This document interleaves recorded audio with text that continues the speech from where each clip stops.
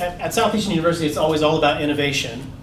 And as we all know, or many of us know, music therapy is a rapidly growing industry for very, very good reason. And so far as I can tell, Central Florida does not have a higher ed offering for music therapy.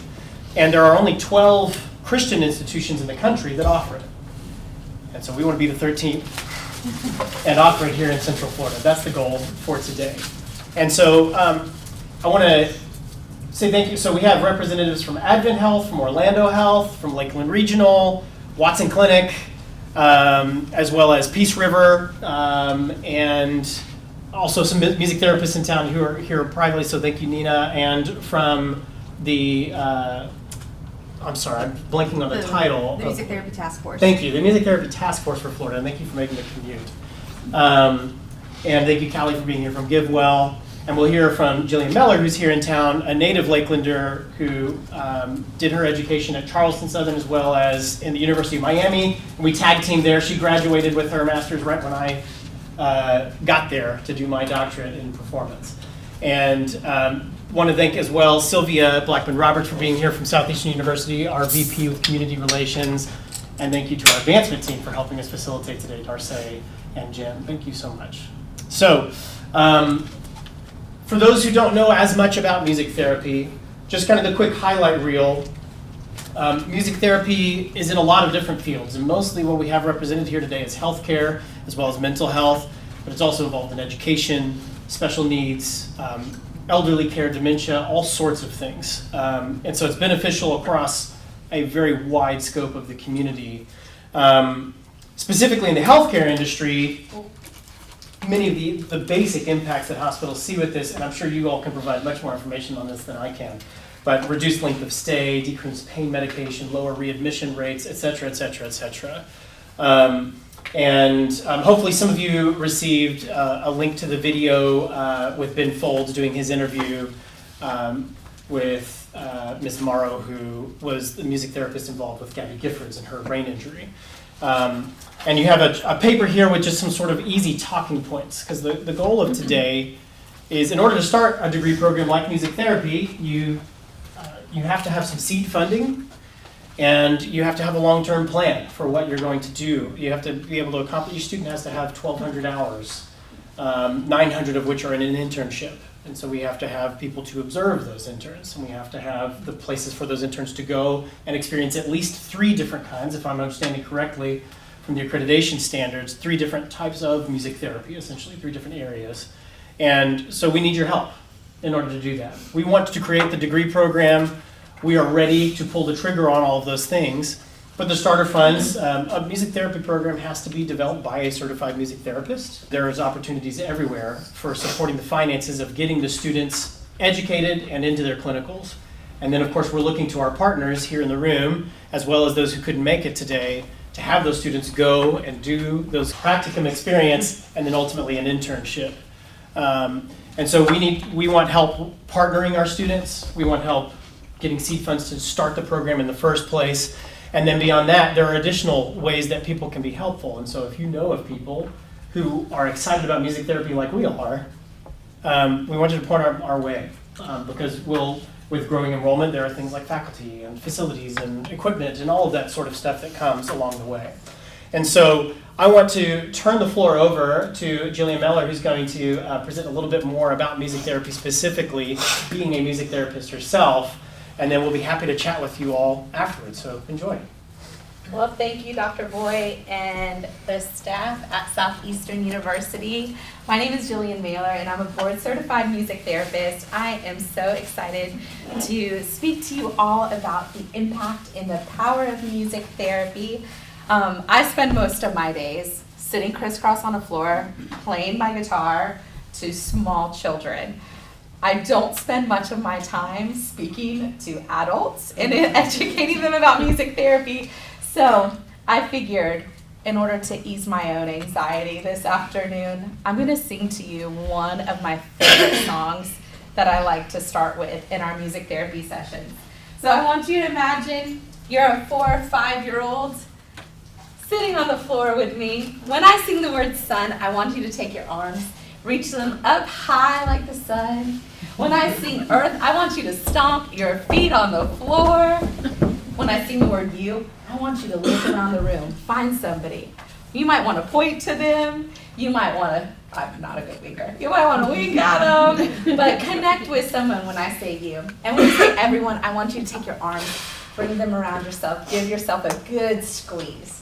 So this is a song, I write a lot of songs for the children that I get to sing with, but we sing it like this. Good morning to the sun, sun, sun. Good morning to the earth, earth, earth. Good morning to you, you.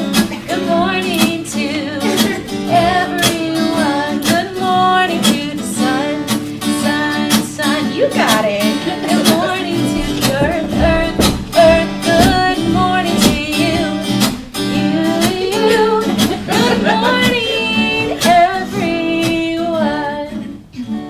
Well, give yourselves a round of applause. Yes, that was beautiful. So, music therapy is something that I feel obviously very passionate about. There are some incredible music therapists also in the room, and I'm so glad each of you guys could be here today. So I'm going to talk about my perspective of music therapy.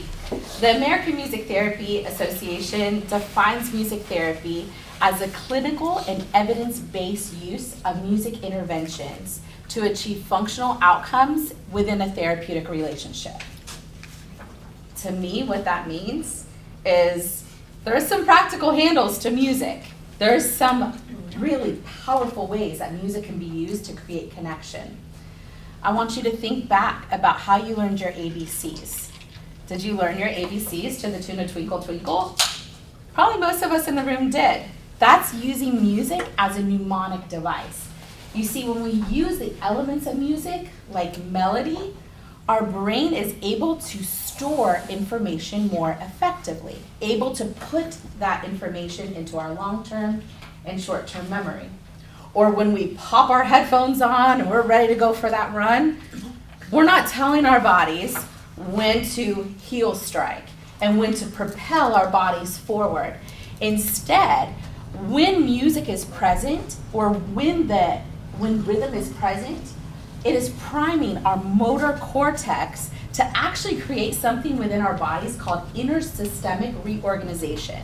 So that means that we have much more efficient movement and we're able to perform a task with a lot of reinforcement without having to tell our bodies consciously what to do. Now, these two parameters in itself are not music therapy, but music therapy uses these similar parameters to design interventions for their clients.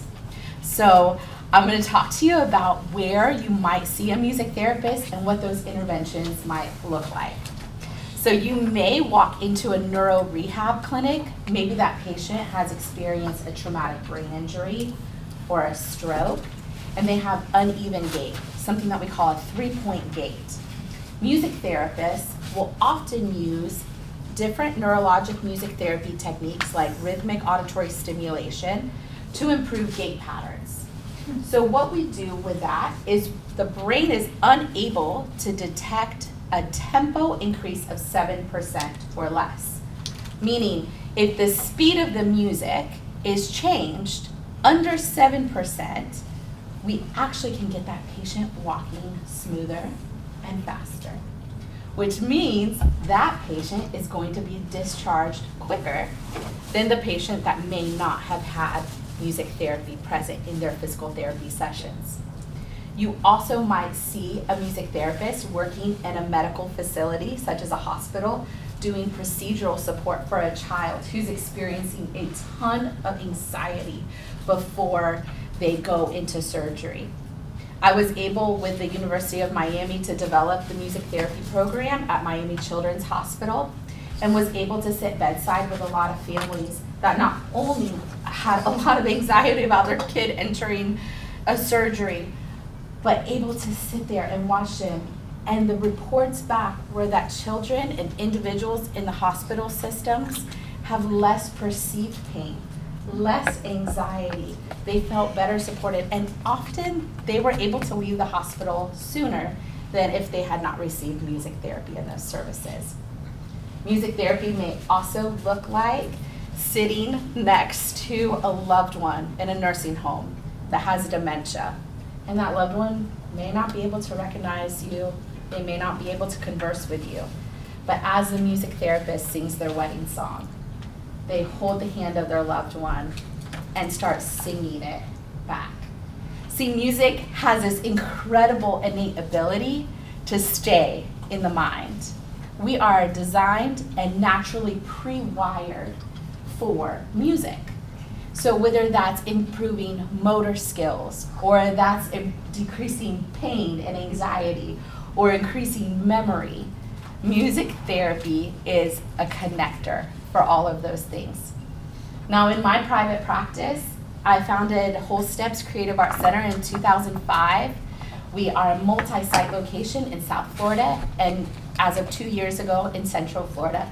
I'm a Lakeland native, and I was so glad to move back to Lakeland, and it's really exciting to see what is happening here in our community. So every week I see about 150 students. We're in 6 different private schools in the area, and I also have our own private practice office in South Lakeland. Every day I get to work with children that are on the autism spectrum, have Down syndrome, or other developmental delays, and I get to hear first words. I get to see children connect socially with each other. It is incredible to see. I always tell my friends, I'm like, oh, I don't go to work. Like, I really do love what I do this much. And it's been just really such a blessing to see all of that happen. So I mostly work in a 7-step paradigm. When children come in to see me, we sing our hello song, we do some type of socialization song, and then we get our bodies moving really, really quick. A lot of the kids I see also have ADD or ADHD. And this is what I know, that rhythm and attention are both mediated in the prefrontal cortex. So as a neurologic music therapist, I'm designing activities and interventions that in areas of deficit, I'm able to use musical elements to strengthen those areas. So you'll see me drumming a lot with students. You'll see me moving to the beat and the rhythm of the music a lot with students. Music therapy really is so impactful. One of my favorite sites I get to go to each year, and it was actually, or each week, it was actually my first yes here in Lakeland. And I only moved back to Lakeland with one yes. It was a big faith move. Was Pathways School of Excellence, which is on the campus of Southeastern University. I've been partnering with them for over 3 years. They serve children ages 12 all the way through their early 20s.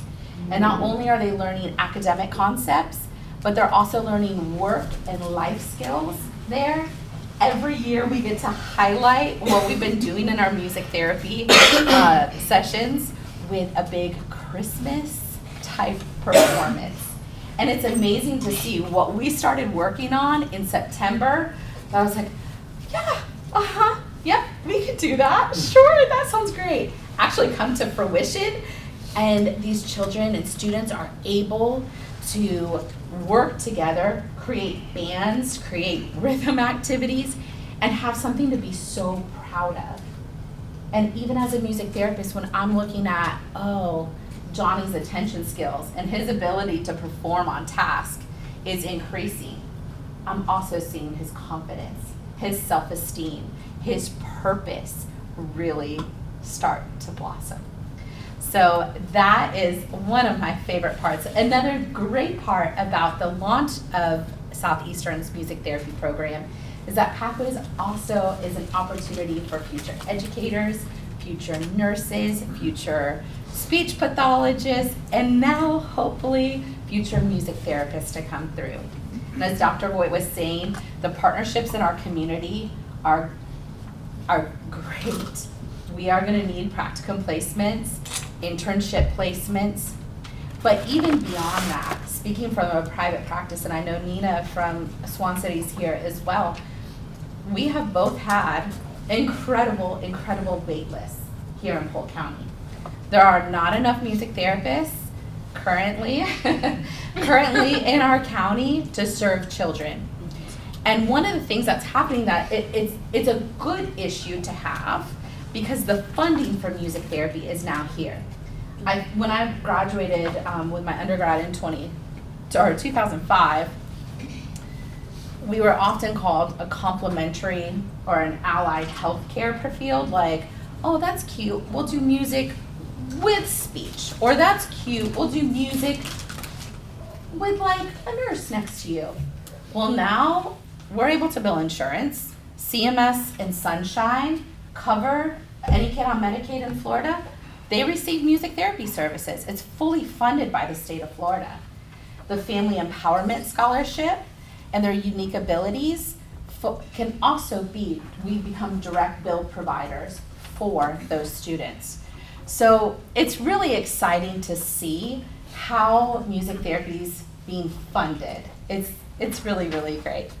Now, as this field grows, I think it's really important to also advocate for the profession. To be a music therapist, you have to complete a bachelor's, master's, or a doctoral program that has been accredited by the American Music Therapy Association. And you then go and you intern for 900 hours, or 900, yes. Right? Yeah, 900 hours. I used to think it was 1,200 hours. I had a great, I had a great internship, and I probably would have stayed there for 1,200 hours. So that looks about 6 months of time where you're spending direct supervision with another music therapist or a team of music therapists. After that, you sit for a national board certification, and then you get your credentials, board certified music therapist. And I think as music therapy grows, it's really important to know that you should be working with a board certified music therapist. Those are the people that have been trained in our community to use music powerfully in a therapeutic relationship. So I am so excited to chat with any of you about any specific questions. There are some incredible medical music therapists here from Orlando Health and Advent Health. Our task force music therapist is here. So there might even be people that know a lot more than me in the room that might be able to answer those questions. But I'm just so thankful for the opportunity to talk about the impact of music therapy. We're excited. We have a partnership coming up with Watson Clinic and their Arts and Medicine program where we're gonna kind of parlay what does music therapy look like with a lot of different populations. In the mental health world, music therapy works really, really well in the mental health world. We do these things called lyric analysis. And I once worked with a child bereavement group and, children that have lost loved ones. And we worked closely on, even when kids weren't ready to process those emotions or talk about it, or even as adults that have anxiety and depression and just a full plate of things, that we listen to a song, and all of a sudden they might pop up with, oh, yeah, I felt that way for sure. Yeah, we can feel that way. It can feel really, really overwhelming. And next thing we know, we're co-writing a song, and then they take the ownership of that song, and they start writing their own songs together. There's some really cool projects that are coming up in our community, like the Lullaby Project. We love working with the Florida Children's Museum and the Children's Resource Center. And we are so excited for the advancement of those projects. So I just wanted to thank you all so much for letting me talk about my passion today and for your interest in music therapy.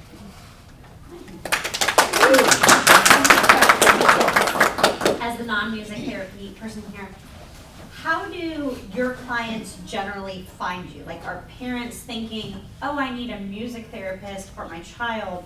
Or does that generally come from one of the other healthcare providers where they say this is something that you might consider as part of your treatment? That's a great question. I think it's multifold. So I would say in our South Florida offices, we have a really well-established community with children's hospitals, psychologists, pediatricians. So we receive referrals from that, a lot of those healthcare professions. Being in Lakeland is fairly new. I've always just been really word of mouth, that once one family says, oh, okay, you sing with Miss Jillian. Oh my gosh, your child's talking now. This is incredible. And that kind of works that way. Or they find us through the Family Empowerment Scholarships. There's a directory on there as well. And I think that's one of the reasons for our partnership coming up, is to help bring awareness to physicians and healthcare workers. Sure. So there is more communication, less silos too. Yeah, I'm excited for that. Thank you. Yeah. If there's any other questions, I would also love to answer those. Can you talk about the current limitations or gaps in credentialing music therapists in hospitals and healthcare systems today? Yeah. So I think as funding increases, some of the funding sources, because there is a scarcity of music therapists here, there's many more jobs for music therapists right now than there are music therapists. So, which is great to have a college program. It is like 100% of your students will be receiving employment. I think what's happening is, as this field is growing quickly, it's been like a slow, fast growth, that funding sometimes says, oh, everyone should get this. So let's just make it a little less stringent. Like, oh, maybe if you just have your bachelor's in music and you have a little bit of behavior training, or, oh, you were a psychology major but you love to play a guitar. Oh, maybe we could fund those people as well. And I think that's why it's so important that, we have an American Music Therapy Association. We also have something that we call the Certification Board for Music Therapists. That's actually our credentialing board. You can go on cbmt.org. You can type out someone's name, or you can find a therapist in your area and make sure that they have that MTBC credential. That means that someone has professional liability insurance, they've actually gone to college for this, and have passed the national certification tests, which is really, really important. It's a healthcare field. It's not someone who just really loves what they do and I play guitar really well, so I'm just gonna go sing. That's one of the helpful things on the handout too that you have here, and that comes from the AMTA website, but what music therapy is not, which is playing some nice songs in the lobby of the hospital or something like that, and what it really is, which is the clinical research-based practice. Yeah. And it's interesting when you start getting into the research in music therapy too.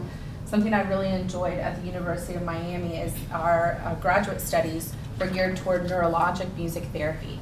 So we really understood the scientific logic behind what we do. We spent a lot of time on the medical campus looking through fMRI machines. Okay, emotion and music. Where is emotion processed? Okay, we have the amygdala. What else is processed there? Oh, the enjoyment of music. Well, we can take the enjoyment of music and the ability to create endorphins in music in order to create excitement, right? To someone who may be experiencing depression. But just hearing music in the lobby, yeah, that's beautiful. I'm so glad there's people that provide music on a piano in the lobby, but that's not music therapy. Thank you. Any other questions? What's a timeline? Yeah, I'm an ambitious administrator, so I like to push fast timelines. Generally, the process is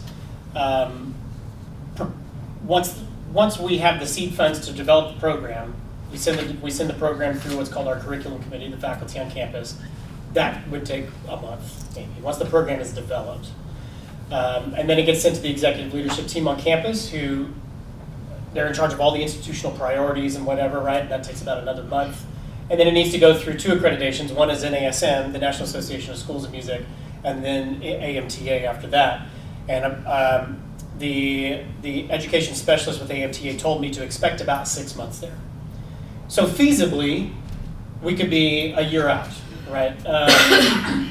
Will that actually happen? I would say the conservative estimate would be fall 27, and the ambitious estimate would be fall 26. Yeah. And that just depends on how those different parts fall into place. Yeah. Yeah. And that would be, of course, the initiation of the program. And so we want to immediately have students in, as you know, we want to immediately have students out there. They have some foundational things they'll be doing, and then they'll be going into their practicums a little bit later on. But every time we mention that we've even been exploring the idea of music therapy, we have students who are ready to jump ship from their current major and go into music therapy, which is not exactly what I'm looking for. But I know that sometimes students find themselves in a major that they were excited about, and then when they got into the work, they discover, well, maybe music isn't for me, but something like music therapy, maybe that actually is what they're called to do. And so I expect there to be a little bit of that. But ultimately, even if we launched in fall 26, I wouldn't expect us to have practicum students out in the field yet for a year or two after that, I'm guessing. Yeah. So that's why we want to get on it, because we know Orlando's about to open here in town, and Advent is going to be opening soon after that, and we want to make sure that we are supplying our own students, our own music therapists here in town to those organizations, and then have them hired on to stay here in Lakeland and provide the music therapy right here in town, as well as elsewhere. I actually have a question. I'm from Lakeland Regional. I'm going to put on my operational hat for a minute. So I think one of the hardest things is, demonstrating the value on a larger scale. So I'm going to ask you research questions. Like, I live in a world where, you were talking about things happening more efficiency or reducing length of stay or patient satisfaction, any of that stuff. Like, that's the type of thing that would be important and valuable to a larger system. Like, is there a lot of research out there that demonstrates? I just don't know. I have no idea what it says at that level. Yes. So Rich is from Advent Health, and she's director of integrative medicine over there. Diana and Ryan are here from Orlando Health, and they are the music therapy part of a very large team at Orlando Health. You guys could probably speak much. Yeah, I mean, more I efficient think on that. a lot of research is, we can define that all day. But in music therapy, we have multiple Cochranes, so you can search that. Sure. And also, music therapy research is not going to be the same as research for medication, for example. Of course. But we're probably the most researched in all of creative arts therapies. I would probably confidently say that. And a lot of outcomes for pain, a lot of outcomes for clinical outcomes that hospitals like ours would be very concerned about. Oncology is a big field. NICU is a big field. Rehab is music therapy research in rehab is gold standard. So I think the short answer is yes. You just need to know where to look. We're not just, we have 2 peer-reviewed journals for our profession, but we're also published in many medical journals. I think the thing to clarify, though, is that music therapy can be loosely sometimes used, right? So there's nursing research that might call it music therapy, but it's not. So it needs a little bit more intentional looking into to decipher, is it music medicine or is it music therapy? But the short answer is yes, we have a lot of research out there. Thank you. And I'm happy to send you any of that information. Any other questions? Are y'all willing to send students to Orlando for practicum? I'm just thinking again operationally from like academic operations, right? To set up our programs for success. Most of the most successful schools for music therapy have the clinical rotations in place where it is accessible to their students. But how do we anticipate that happening in the next 5 to 7 years where there is going to be something in place to support a program like this? But just, we're all there in Orlando, would love to support it as much as we can. Yeah. Well, I can speak to, for example, the music education curriculum. Most of our teachers are placed in their internship semester here in town, but not all. We have agreements with Hillsborough, we have agreements with Orlando. So it's a matter of the faculty in the music therapy program being able to coordinate effectively with you all to make that happen. Transportation needs of students, those sorts of logistics. But beyond that, I would say absolutely, I think that could happen. How regularly, I'm not sure yet. Yeah. Yeah.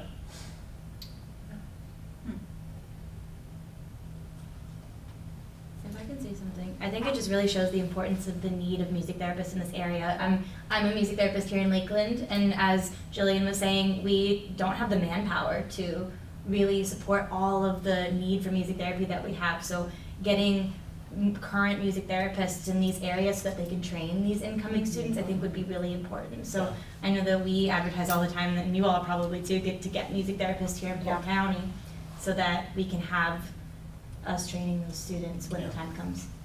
And certainly I'd say it's even more feasible for to have students further away with internship than it is for the practical courses. Yeah. And so there's, but I can't see why the answer would be no to that. Right. It'd just be a matter of how. Yeah. I've lived in Florida for 17 years, and I know a lot of people that have come through the Southeastern Music Program. Okay. Like in worship ministry or Sure. just in commercial music. Mhm. And I'm just excited that a school with a commercial music program and a worship music program is opening a music therapy department, because my graduate work is in clinical musicianship, and that aligns really well with what music therapists have to do in the field versus, let's say, a traditional musical route. Sure. So, yeah, yay. I'm glad to hear it. Yeah. Super jazzed No, about it's, it. we view ourselves, given our size, which is not, compared to the Florida States and University of Miami's, is not a large school.